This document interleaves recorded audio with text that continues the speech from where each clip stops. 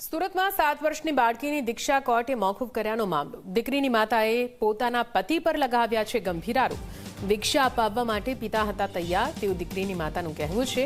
બાદમાં અચાનક જ કોર્ટમાં ગયા તેની અમને ખબર પડી। મારા બંને બાળકોના ભવિષ્ય માટે હું પતિ સાથે રહેવા તૈયાર। પતિની ઈચ્છા ન હોવાથી મેં કોર્ટ સામેથી કોર્ટમાં એફિડેવિટ કર્યું।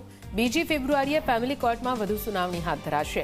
દીકરીની માતાના વકીલ કેતન રેશમવાળાનું નિવેદન સામે આવ્યું છે। તેમનું કહેવું છે કે બાળકો માતા પિતા સાથે રહે તે માટે અરજી કરાશે।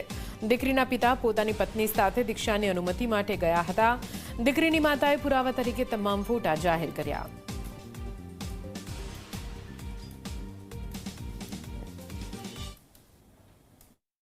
બાળકીનું ભવિષ્ય, બસ મારી દીકરીનું ભવિષ્ય સુધરવું જોઈએ એ બધા જ જવાબદારી લેતા હોય કે બંને બાળકોને સારી રીતે રાખશે, અમને બધાને સારી રીતે રાખશે તો મને જવામાં કંઈ જ પ્રોબ્લેમ નથી, મને કંઈ જ વાંધો નથી। હજી પણ એ બધું સારું કરતા હોય।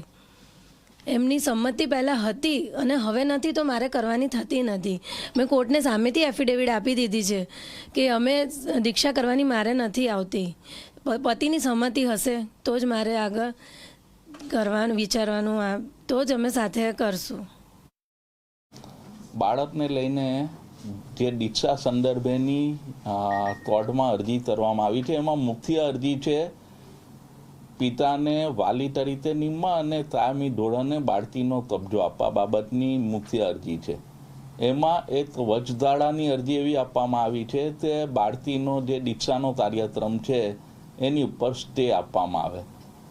જ્યારે આ બાબતની નોટિસ બેનને બજાવવામાં આવી નામદાર કોર્ટ તરફથી, એટલે અમે નામદાર કોર્ટ રૂબરૂ હાજર થયા અને અમે સ્વૈચ્છિક રીતે સોગંદનામા ઉપર એ હકીકત જાહેર કરી દીધી છે કે દીક્ષાનો કાર્યક્રમ મોકૂફ રાખ્યો છે જ્યાં સુધી આ બેબીનો સવાલ છે।